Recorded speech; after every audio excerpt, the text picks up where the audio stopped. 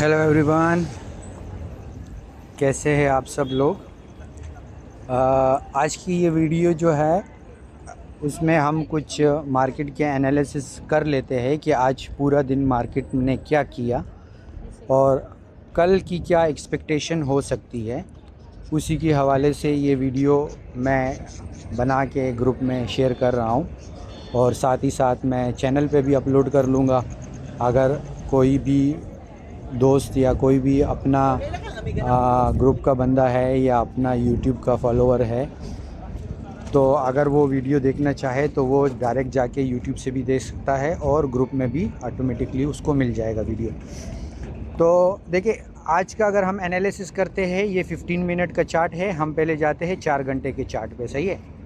अब अगर आप वीकली एनालिसिस वाली जो वीडियो है वो आप देखेंगे तो उसमें मैंने क्लियर कट आप लोगों को क्या बताया था कि मार्केट की जो क्लोजिंग हुई थी वो 4065 पे 4065 पे मार्केट की क्लोजिंग हुई थी। 4064 पे ऑलमोस्ट मार्केट की क्लोजिंग हुई थी।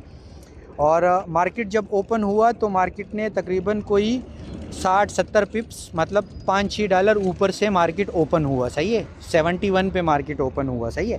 तो अगर हम देखें तो मार्केट ऑलमोस्ट कहाँ पे ओपन हुआ था, ऑलमोस्ट अगर 4 घंटे के हिसाब से देखें तो ये जो कैंडल है ना, यहाँ से मार्केट की ओपनिंग हुई थी ऑलमोस्ट यहाँ से, सही है।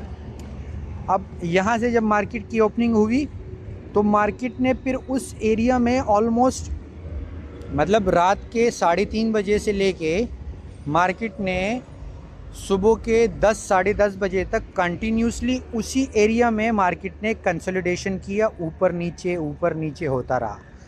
क्योंकि मैंने वीकली एनालिसिस में आप लोगों को क्लियर कट बताया था कि मार्केट जो है वो गैप के साथ ओपन होगा, फिर उसके बाद वो अपने गैप को फिल करेगा, सही है। गैप को फिल करने के बाद फिर मार्केट के ज़्यादातर चांसेस हो सकते हैं कि मार्केट नीचे की तरफ पुश करेगा, सही है।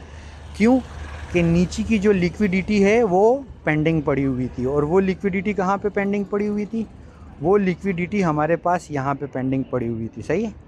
ये मैं आपको बता देता हूँ, ये देखिए, ये लिक्विडिटी हमारे पास पेंडिंग पड़ी हुई थी यहाँ पे। ये पूरी की पूरी ये लिक्विडिटी जो है ना, ये हमारे पास पेंडिंग पड़ी थी। अब मार्केट यहाँ से लेके 4071 से लेके 4039 तक रात के 3:30 बजे से लेके सुबह के 10:30-11 बजे तक मार्केट इसी एरिया में कंसोलिडेशन करता रहा, ऊपर नीचे होता रहा, बायर सेलर को फंसाता रहा, सही है।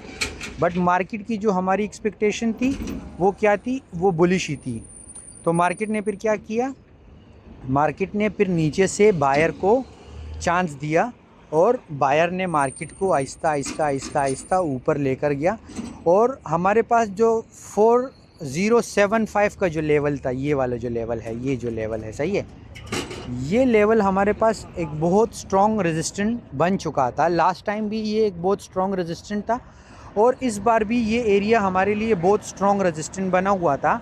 और जैसे कि मैंने वीकली एनालिसिस में बोला था कि अगर मार्केट 4080 या 4085 अगर मार्केट इसके ऊपर 5 से 15 मिनट की कैंडल की क्लोजिंग देगा तो मार्केट ऊपर निकल जाएगा। और वो एनालिसिस हमारे 100% बिल्कुल सही साबित हुए। अगर आप देखो तो ये हमारे पास बन रहा था एरिया, ये जो पूरी कंसोलिडेशन है ना, इस कंसोलिडेशन में लास्ट टाइम जब हमने यहाँ से मार्केट को तोड़ते हुए देखा, सही है, उसने 15 मिनट की पूरी कैंडल ऊपर क्लोज़ कर दी, सही है। और ऊपर क्लोज़ करने के बाद उसी एरिया को वापस रीटेस्ट किया, सही है।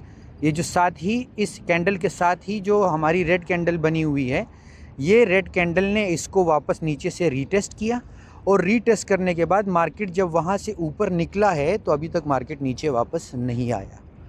क्यों कि वो एरिया हमारे पास एक स्ट्रॉन्ग रेजिस्टेंट था और उस रेजिस्टेंट को जब मार्केट ने तोड़ दिया, सही है, जब उस रेजिस्टेंट को मार्केट ने तोड़ दिया 15 मिनट की कैंडल के साथ, तो मार्केट फिर उस रेजिस्टेंट पे वापस नहीं आया। रीटेस्ट करने के लिए 2-3-4 दफ़ा आया 15 मिनट के हिसाब से। जब भी मार्केट किसी ऑर्डर ब्लॉक को, किसी रेजिस्टेंट को तोड़ता है तो मार्केट बहुत कम केसेस में सीधा ऊपर ही चला जाता है। मोस्टली मार्केट जो है उसी एरिया में कंसोलिडेशन ज़रूर करेगा। और जब भी आप लोगों को कंसोलिडेशन मिले, कंसोलिडेशन का क्या मतलब है कि मार्केट उसी एरिया में 5-5, 10-10, 15-15 मिनट की candle continuously red green, red green, red green, एक ही एरिया के अंदर market red green, red green, red green, मतलब मार्केट वहाँ पे बायर को और सेलर को दोनों को बिठा रहा है। रेड कैंडल बनाता है, सेलर को दावत देता है, सेलर को इनवाइट करता है कि मैं नीचे जा रहा हूँ, उसमें सेलर इंटर होते हैं। फिर एकदम से ग्रीन बनाता है, फिर मार्केट बायर को इनवाइट करता है कि मैं ऊपर जा रहा हूँ, मैं नीचे जा रहा हूँ, मैं ऊपर जा रहा हूँ। और फिर उसमें मार्केट क्या करता है कि सम टाइम दोनों साइड की लिक्विडिटी ले लेता है। मतलब जो सेलर बैठे होते थे ना, तो सेलर डेफिनेटली वो किस लिए बैठे हैं कि मार्केट को नीचे गिराने के लिए। तो मार्केट क्या करता है कि थोड़ा सा ऊपर की तरफ पुश करता है, वो सेलर ने अपने जो ऊपर के स्टॉप लॉसेस लगाए होते हैं वो स्टॉप लॉसेस को हंट करता है और फिर नीचे सीधा गिर जाता है। और जब नीचे गिरता है तो डेफिनेटली जो बायर उस कंसोलिडेशन में बैठे थे, तो उन बायर ने भी अपना स्टॉप लॉस नीचे रखा होगा, तो बायर का भी नीचे से स्टॉप लॉस उड़ाता है। सही है, दोनों के स्टॉप लॉसेस ले लेते हैं। स्टॉप लॉसेस जो है वो मार्केट के लिए एक फ्यूल है। सही है, हम गाड़ी में जैसे पेट्रोल डालते हैं ना, ऐसे ही स्टॉप लॉस मार्केट के लिए फ्यूल है। मार्केट को जहाँ से ज़्यादा स्टॉप लॉसेस मिलेंगे, मार्केट वो स्टॉप लॉसेस लेने के बाद डेफिनेटली मूव करेगा। सही है, क्यों? उसको पेट्रोल मिल गया। गाड़ी में जब हम पेट्रोल डालते हैं तो हम उसको भगाते हैं, तो सेम गोज़ टू मार्केट में भी ऐसे ही होता है। जहाँ पे भी आपको ऐसे बहुत सारी कैंडल एक जगह पे देखने को मिले, तो आप वहाँ पे अगर आपके पास टाइम नहीं भी है ना, तो आप 10-15 मिनट का टाइम निकाल के उस जगह पे आप एंट्री के लिए बैठ जाओ कि मैं अब यहाँ पे एंट्री मारूंगा, देखूंगा कि मार्केट कौन सी सिमत में भागता है। अगर मार्केट बुलिश है तो फिर डेफिनेटली आप उसमें बाई की एंट्री ढूंढो। मार्केट वो कंसोलिडेशन करने के बाद 90% चांसेस है कि वो ऊपर ही निकलेगा। अगर मार्केट बेरिश है, बेरिश मीन्स नीचे की तरफ गिर रहा है, सेलर का प्रेशर ज़्यादा है और किसी एरिया में ऐसे कंसोलिडेशन स्टार्ट हो गई, तो फिर आप वहाँ पे कोशिश करना कि सेल की आपको एंट्री मिले और आप सेल में बैठ जाओ। तो वही हुआ, मार्केट हमारे पास सुबह से बुलिश था। सही है, और बुलिश के बाद जब उसने ये अपने रेजिस्टेंट को तोड़ा, मार्केट वहाँ से वापस ऊपर निकल गया था। और बीच में मैंने ग्रुप में इस चीज़ को दोबारा बार बार अपडेट किया था कि 86 का जो एरिया है ये हमारे पास पहले स्ट्रॉन्ग रेजिस्टेंट बना हुआ था। और ये ऑलरेडी मैं अपने लर्निंग में सिखा चुका हूँ कि जो हमारे पास रेजिस्टेंट रहता है, बाद में वही रेजिस्टेंट हमारा सपोर्ट बन जाता है जब मार्केट उस लेवल को तोड़ के निकल जाता है। तो 4086 हमारे पास एक स्ट्रॉन्ग रेजिस्टेंट था। फाइनली मार्केट ने उसको तोड़ दिया और मार्केट ऊपर निकल गया। तो अभी 4086 हमारा क्या बनेगा? सपोर्ट बनेगा। अब मार्केट जब भी 4086 पे आएगा तो हम कोशिश करेंगे बाई की एंट्री वहाँ से दोबारा करने की। क्यों? कि वहाँ से मार्केट लास्ट टाइम तोड़ के ऊपर निकला था। तो सेम गोज़ वही हुआ, मार्केट जब इस लेवल को तोड़ के ऊपर निकला, फिर मैंने आपको वीकली एनालिसिस में एक्सप्लेन किया था कि मार्केट 4104, 4108, 4110, आप जाके वो वीडियो देखो। सेम यही अल्फाज मैंने उस वीडियो में यूज़ किए हुए थे, यही वर्डिंग मैंने यूज़ की थी और मार्केट ने वैसे ही किया। बट मोस्टली चांसेस ये थे कि मार्केट 4107 के ऊपर की लिक्विडिटी लेके नीचे की तरफ एक रीटेस्ट देगा और फिर ऊपर जाएगा। बट जो कि मार्केट बुलिश था, तो हम ये एक्सपेक्टेशन रख सकते थे कि मार्केट वहाँ से एक रेजिस्टेंस लेके नीचे आता। बट मोस्टली चांसेस यही थे कि मार्केट बुलिश है तो हो सकता है कि वो लिक्विडिटी लेने के बाद वो सीधा ऊपर ही निकल जाए। और सेम गोज़ वही हुआ, मार्केट ने 4110 की लिक्विडिटी ली, जो वहाँ पे पुरानी लिक्विडिटी पड़ी थी, पुराने स्टॉप लॉसेस पड़े थे, वो स्टॉप लॉसेस मार्केट ने लिए और मार्केट वहाँ से सीधा ऊपर निकल गया, 4120, 4125 तक गया और फाइनली मार्केट जो है 4133 पे चला गया। अब जो 4133 वाला जो एरिया है, अगर हम 1 आवर के टाइम फ्रेम पे देखें तो ये अगेन हमारे लिए एक स्ट्रॉन्ग रेजिस्टेंस बना हुआ है। क्योंकि लास्ट टाइम अगर आप देखो, मार्केट इसी एरिया में काफ़ी टाइम तक कंसोलिडेशन करता रहा। सही है, ये देखो ये कंसोलिडेशन आपको नज़र आ रहा है। फिर मार्केट यहाँ से तोड़ के ऊपर निकल गया। सही है, फिर ऊपर ऑल टाइम हाई पे गया और मार्केट जब वापस नीचे आया तो ये जो कंसोलिडेशन वाला एरिया था ये एक स्ट्रॉन्ग सपोर्ट था मार्केट के लिए, और मार्केट ने उस सपोर्ट को तोड़ के नीचे की तरफ आया और ऑलमोस्ट 1 मंथ तक मार्केट इसी नीचे ही रहा, दोबारा वहाँ तक नहीं गया। सही है, और फाइनली 1 मंथ के बाद जो है मार्केट स्लोली ऊपर आया और वापस उसी एरिया पे आके अब मार्केट यहाँ पे स्लो हो गया। जब भी नीचे से कैंडल कंटिन्यूसली बनती आ रही है, सही है ना, पूरे दिन की कैंडल आप देखो, 15 मिनट की कैंडल देखो, 1 घंटे की कैंडल देखो, वो कैंडल आपको नीचे से बाय बाय बाय बाय करते हुए नज़र आ रही है। सही है ना, लेकिन इस एरिया में आके मार्केट स्लो हो गया। अब मार्केट अगर आप 1 मिनट की कैंडल पे जाते हो ना, सही है, तो ये देखो मार्केट इस एरिया में आके फिर कंसोलिडेशन पे आ गया। छोटी छोटी कैंडल बाय सेल। क्यों? ये एक स्ट्रॉन्ग रेजिस्टेंट है। लास्ट टाइम भी ये रेजिस्टेंट था और दोबारा भी ये एक रेजिस्टेंट का काम कर रहा है। अभी क्या हो सकता है, कल के लिए क्या हो सकता है? देखो अभी रात को मार्केट बंद हो जाएगा, मार्केट ओपन होगा तो मोस्टली चांसेस है कि मार्केट थोड़ा सा ऊपर की तरफ पुश करके ओपन होगा। शायद 4134, 4135, 4136 या मे बी 4104 तक भी जा सकता है। सही है, फिर उसके बाद मार्केट क्या करेगा, मार्केट ने यहाँ पे जितने भी यहाँ पे मार्केट ने बायर सेलर बिठाए हैं ना, हो सकता है कि इसकी लिक्विडिटी तो मार्केट अभी थोड़ी देर में उठा ले, नीचे आए, ये सबके स्टॉप लॉसेस ले ले, फिर शायद ऊपर जाए, इन सब के ऊपर वालों के जो यहाँ से सेल में बैठे हुए हैं उनके स्टॉप लॉसेस ले ले और मार्केट क्लोज़ हो जाए। क्लोज़ होने के बाद मेरी जो एक्सपेक्टेशन है, मार्केट थोड़ा ऊपर की तरफ ओपनिंग करेगा, फिर नीचे आएगा और ऑलमोस्ट मेरे हिसाब से, अगर मैं जो अपने एक्सपीरियंस के हिसाब से अगर देखूं तो मार्केट ऑलमोस्ट यहाँ तक कल दोबारा नीचे आने के चांसेस बहुत हैं।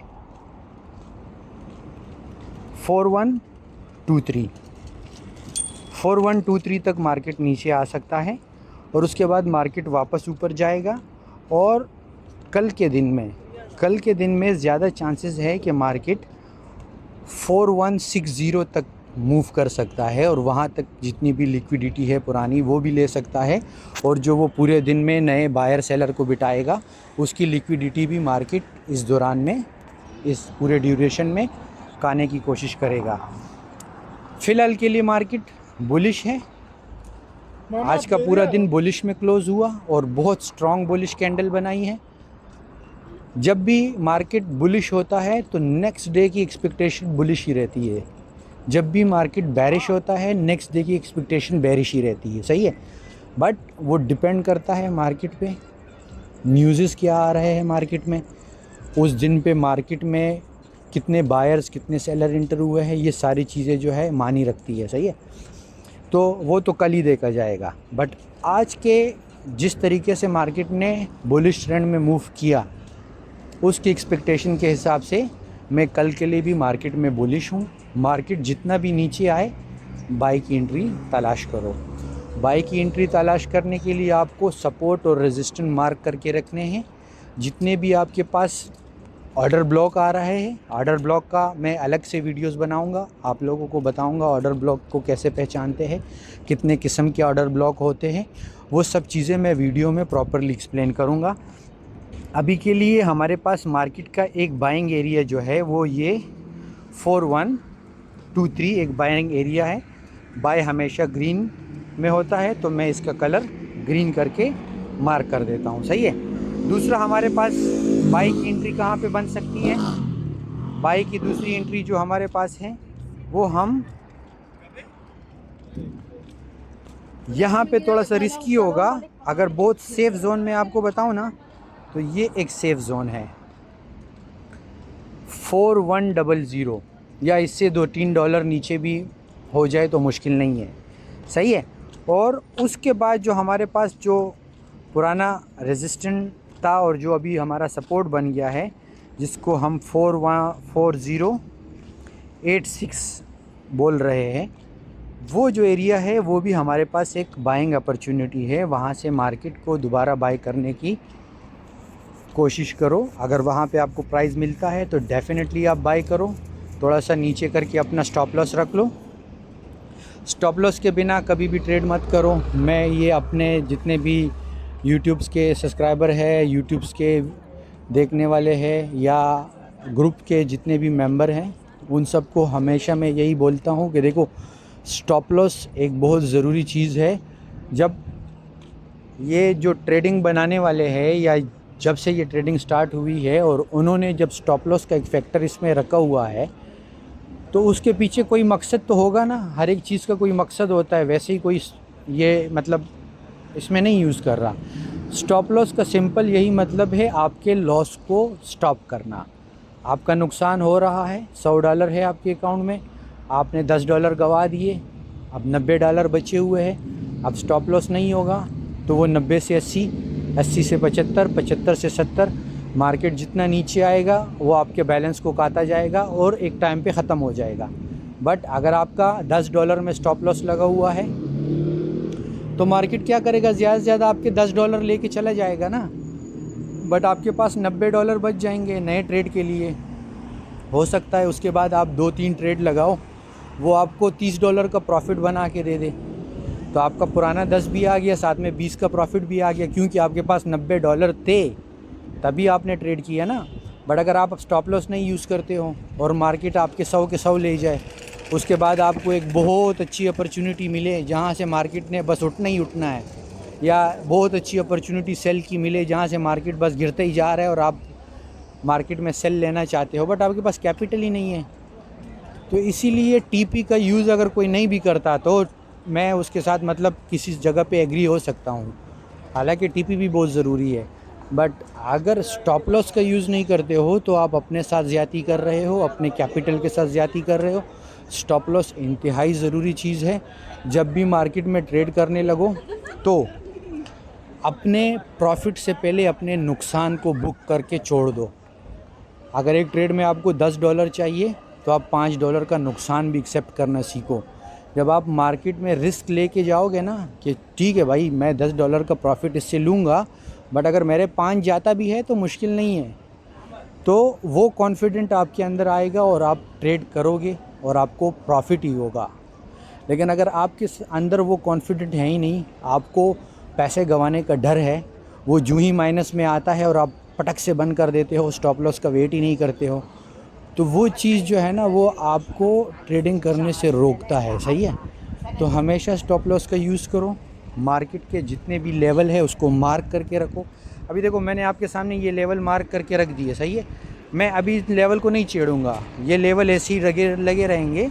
मैं कल अपने इन लेवल पे एंट्री करूंगा, डेफिनेटली मैं इस पे एंट्री करूंगा और मैं टेस्ट करूंगा कि मेरे जो लेवल मैंने मार्क करके रखे थे वो लेवल काम कर रहे हैं या नहीं कर रहे हैं। अगर वो लेवल काम नहीं करेंगे, मान लो पहले लेवल पे मेरा स्टॉप लॉस हिट हो गया, मैं दूसरे लेवल पे फिर एंट्री मारूंगा, दूसरे पे भी मेरा स्टॉप लॉस हिट हो गया, मैं तीसरे पे फिर एंट्री मारूंगा, तीसरे पे भी स्टॉप लॉस हिट हो गया, तो मैं फिर इसको दोबारा से रिवाइंड करूंगा कि मैंने जो लेवल मार्क किए थे वो लेवल क्यों फेल हुए, और उसमें मेरी जो गलती होगी उस गलती को मैं एक्सेप्ट करूंगा और नेक्स्ट टाइम जब मैं लेवल मार्क करूंगा तो मैं वो गलती दोबारा रिपीट नहीं करूंगा।